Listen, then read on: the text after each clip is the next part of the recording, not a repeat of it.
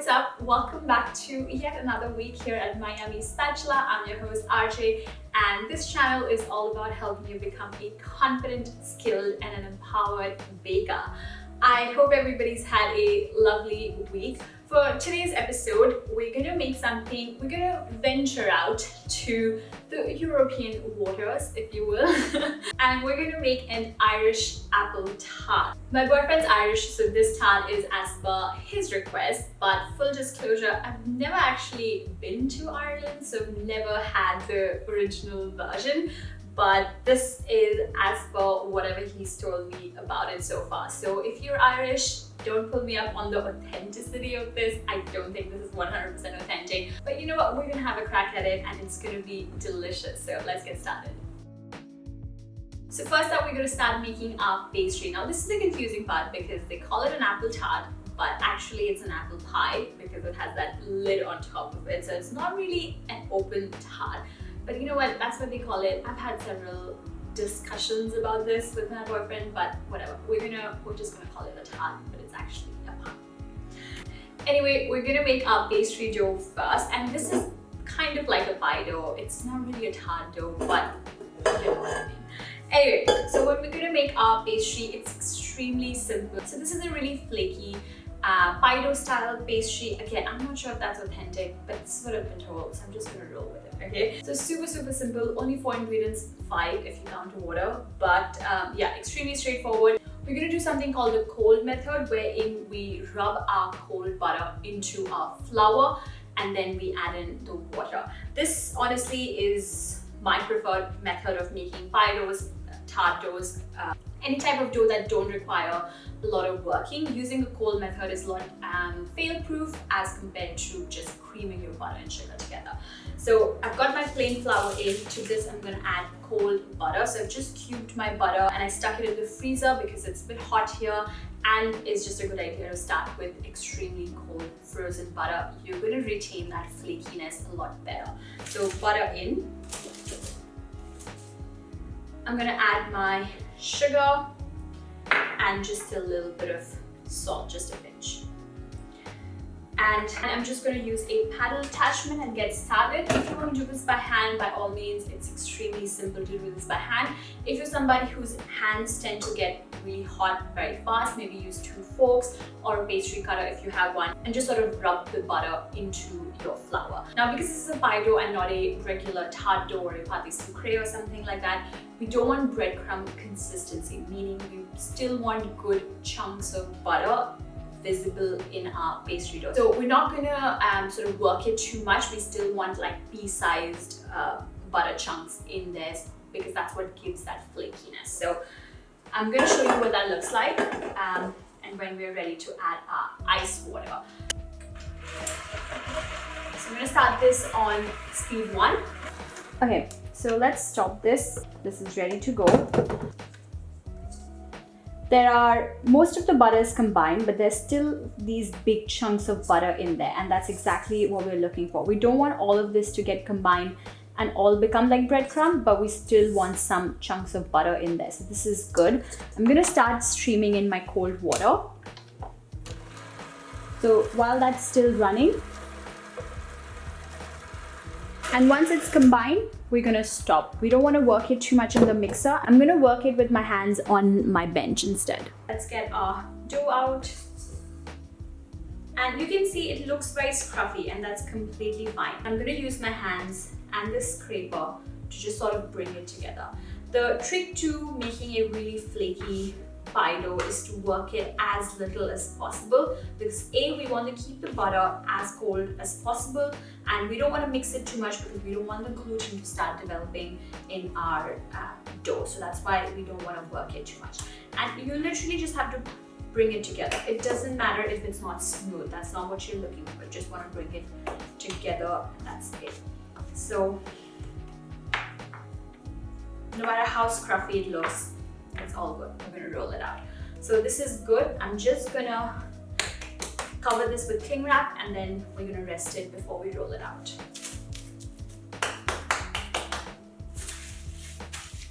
And that's it. This is ready to go. So I'm gonna let this rest for at least an hour. Overnight is preferable. But if you're in a bit of a time crunch, an hour to 2 hours is okay. So I'm gonna rest this for an hour and then we're ready to roll it out. Now here's a pie dough that I made yesterday because I wanted to let it rest overnight, and if you do have the time, I highly recommend resting it overnight.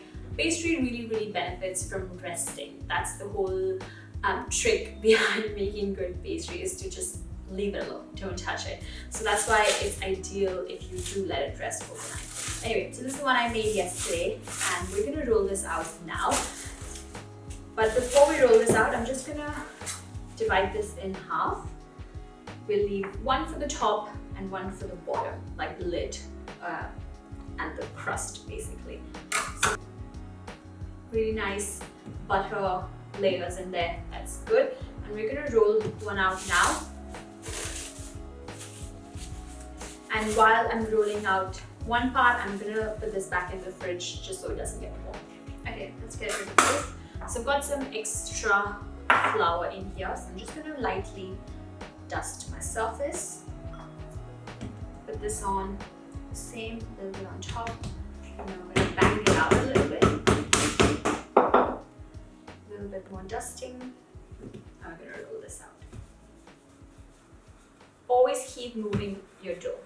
And if at any point your pastry starts to get a bit soft, stop rolling it and put it back in the fridge. Just let it sit in the fridge for 10-15 minutes and then go back to it. Otherwise, you end up making it too soft and you lose that texture and it gets messy. There's just no point. Just let it sit in the fridge and that's a lot better. Now, I don't want it to be too thin, like a tart. So I'm gonna roll this out to roughly 5 millimeter in thickness. Okay, that looks good.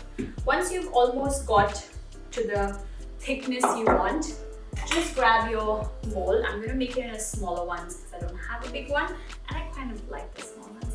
So I'm just gonna measure it just so I have enough to sort of go into my tart shell or a pie dish or whatever you're using. And this is heat, so that's perfect. Okay, this is beautiful. Now before we actually line our tart shell or dish or whatever, we need to let this rest a little bit because we just worked it, okay? And it's a bit soft now and it's gonna shrink a lot. So that's why I'm gonna grab my tray. So grab your tray with some parchment paper and gently lift your dough.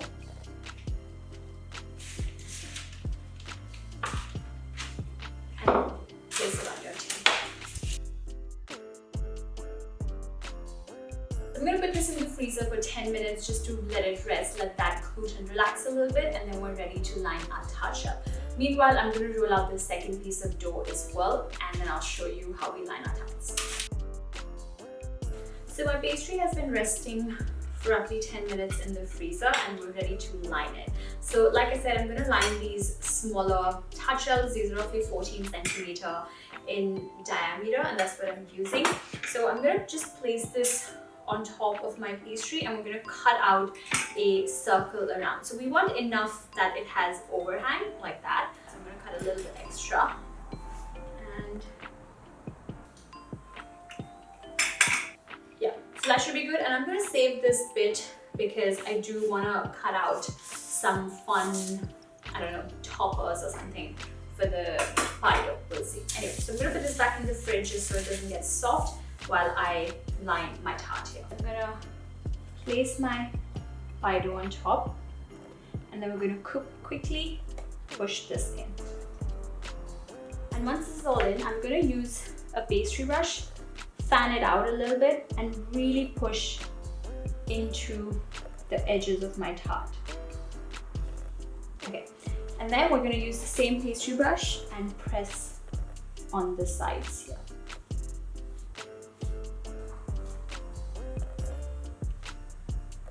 And if the overhang is too much, you can always just grab scissors and cut it a little bit. So this is good. This is how we line our tart shell here. I'm going to put this in the freezer, let it freeze completely before we're ready to bake it. You can do this a day in advance as well if you would like to save yourself some time. So in the freezer, we're going to line our second tart exactly the same way. So while our tarts are resting in the freezer, let's go ahead and get started with our almond frangipani. Now, this is not a part of an authentic Irish tart, none that I know of, but I'm just gonna do it because I think it's gonna add a beautiful flavor as well as a layer of texture to the whole tart. So we're gonna do it. Again, like I said, if you're Irish, don't pull me up on it. I don't think this is the authentic version, but I'm gonna take what I know and just add a little bit of my pastry chefness to it, I guess. Anyway, almond frangipani is like an almond cream that is baked, so it gets a nice, not a spongy texture, but it's like a dense, cakey texture once it's baked. So it's really, really tasty and moreish, and it goes beautifully with apples. So the whole thing is going to be delicious. So I've got my bowl here, and to this I'm going to add softened room temp unsalted butter. And we're going to just give that a little bit of a mix to soften it a little bit. Okay, nice and soft. And to this we're going to add in our caster sugar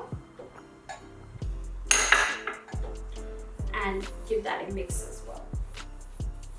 We're not trying to cream it, we just want to combine it because we don't want to incorporate any air into it.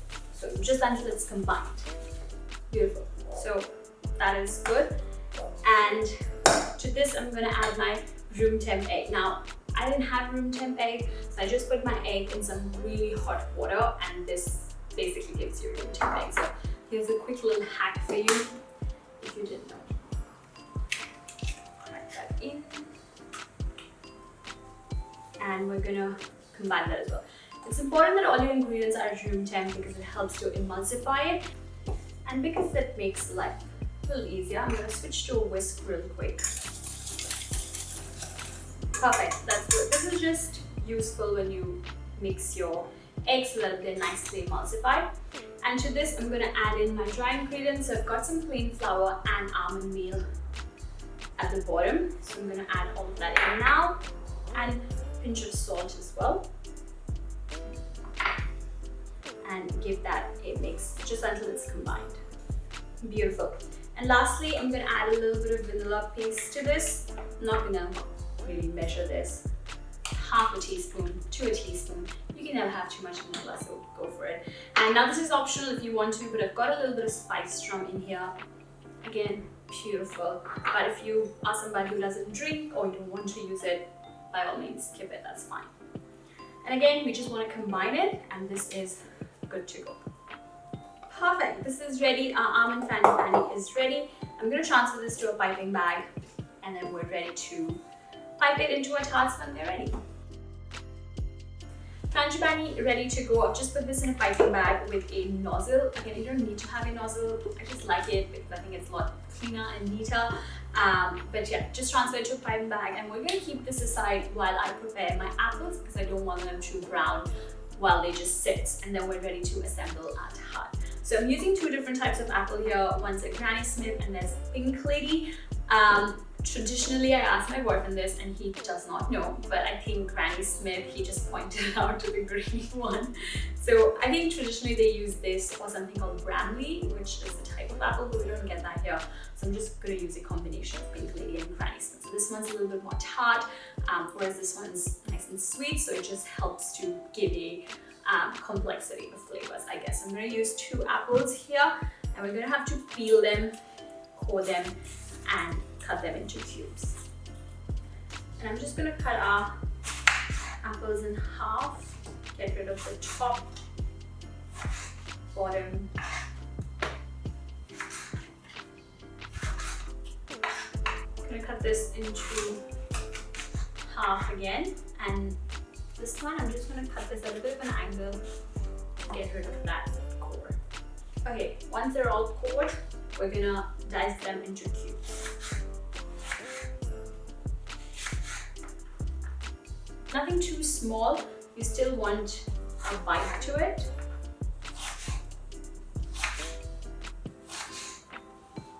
Done. So that's all done. I'm going to put this all into my bowl here. To this, we're going to add melted butter. Give that a stir. And some cinnamon. Oops, I meant sugar. There's actually no cinnamon in this because the Irish like to keep it simple, I guess. A little bit of vanilla in there. So that's it. That's ready for our apple filling. Let's assemble our tart. So we've got our tarts here from the freezer. They're pretty much frozen.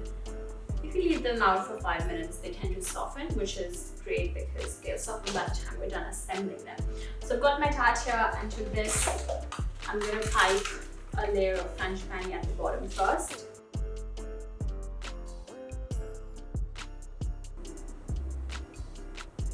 Just one layer at the bottom, and we're going to do the same with that one. And now we're going to start putting our apples in.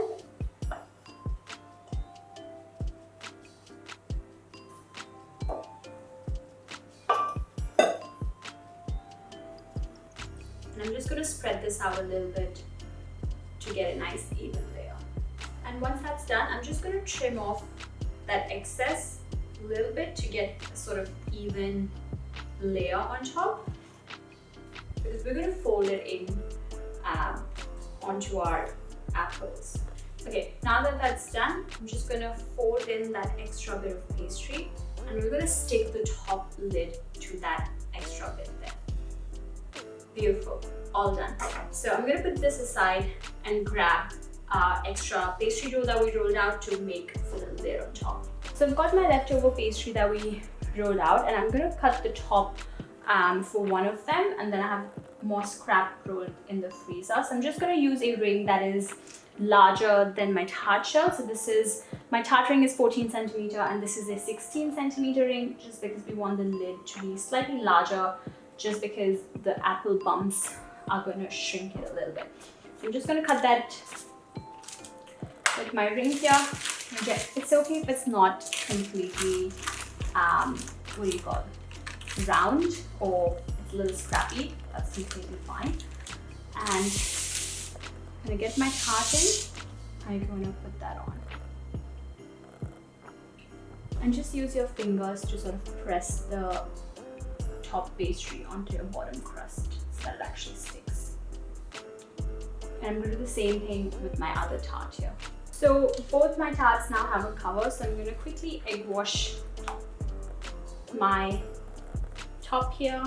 So this is done. I've cut out a few circles from my pie dough, so I'm just going to stick these on top just to add a little bit, you know, something.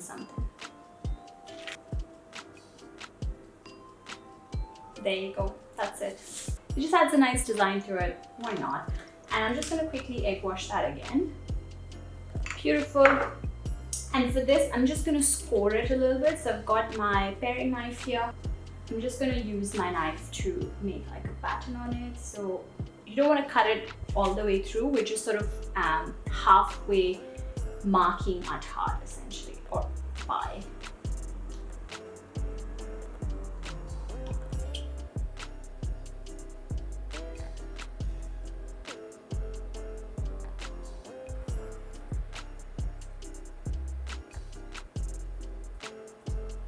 Perfect, so both of these are done, and as a classic Irish apple tart, we've got to do the demerara sugar on top.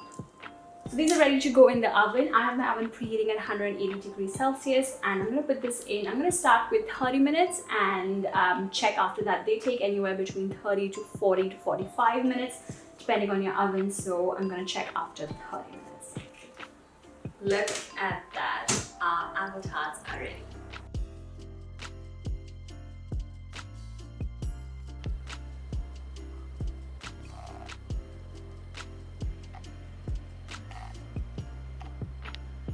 Would you look at that? That looks beautiful, so beautifully golden brown on top, and only if you could smell my kitchen right now, because it smells so like apple and vanilla and buttery. Oh, so good. So my tarts took roughly 45 to 50 minutes in the oven because my oven is a little bit slower. But yeah, you want to start checking at the 30-35 minute mark. You want to go by the color. So if it's not really golden brown on top, you can add a few more minutes to it, just so you get a nice color and caramelization on top. So these are obviously piping hot, so I can't really dig into this, but I'm gonna let them cool down a little bit and then we're ready to slice into it. Okay, I know they're still a little bit hot, but I can't wait to try them because the smell is killing me, so I'm gonna just go for it. So I'm gonna cut this one. We're gonna leave the fancy one properly for Jack and his mom and his entire family. I'm gonna take this one that's not so fancy for myself. Okay, so I'm gonna cut it. Oh,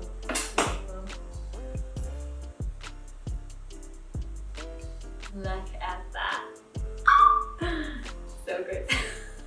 That was a squeeze. I have made some homemade vanilla ice cream to go with this, so this is gonna be a bit of a party. Oh, that's brilliant. Very sturdy to hold, and the top's got really nice flakiness to it, and the center looks really nice, beautiful. The apples are nicely cooked. Smells delicious. I'm gonna have it with the ice cream and make it a whole thing, okay? Okay, so I've got my plate here. I froze this plate because I don't want my ice cream to start sliding around. So if you want to sort of put ice cream in something, freezing it is a great idea. And let's put our pie on one side. And then this is the homemade vanilla ice cream that I made. And I'm just gonna do a quenelle, be fancy about it. So I've got some water. I got this just cold water.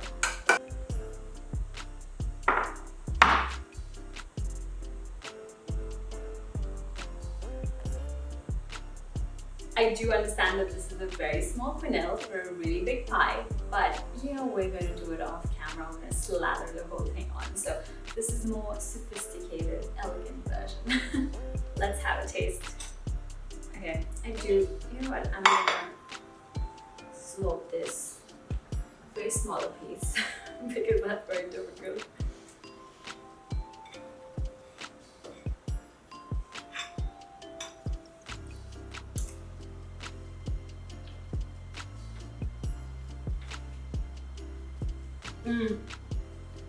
That is good shit. Oh my god. That's so simple but so like moreish. So it's actually very dangerous because you could eat a lot of this and not get full.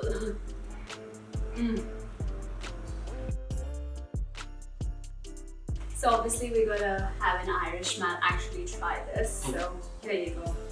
Let's do it. Let's see if it lives up to your homeland. Let's do it. Killed it. Like it? Oh yeah. I'm probably just gonna eat it all now. I feel like I'm at home. Almond's not supposed to be there, but what do you think of that addition? I think, like most things, when you make it, you typically make it better than anyone else before. So I did not even ask him to say that. This is not paid content, right? it is not, but now I'm gonna enjoy the rest of this. So. Okay, so you just left the empty plate here now. Great. Anyway, so I guess that's a thumbs up from somebody from Ireland, and I guess that's a success then. So there you go, your non-authentic Irish apple tart, which is still approved by Irish people. So yay! Anyway, that was it for today's video. I hope you guys enjoyed it. You can find the full recipe for this tart on my website at www.myummyspatula.com. I will leave a link in my description box so you know where to look. You have to make this recipe. It's so easy, so tasty, and it might even get you a lot of good points with your family, friends, or make it for yourself. You know what? Nobody's judging. Anyway, if you did enjoy this video, make sure to give it a thumbs up and make sure to hit the subscribe button so that you don't miss out on any of these videos and you get notified every single week when I do post them. And that is it. I will see you guys next week. I hope you have a lovely week and happy baking. Bye!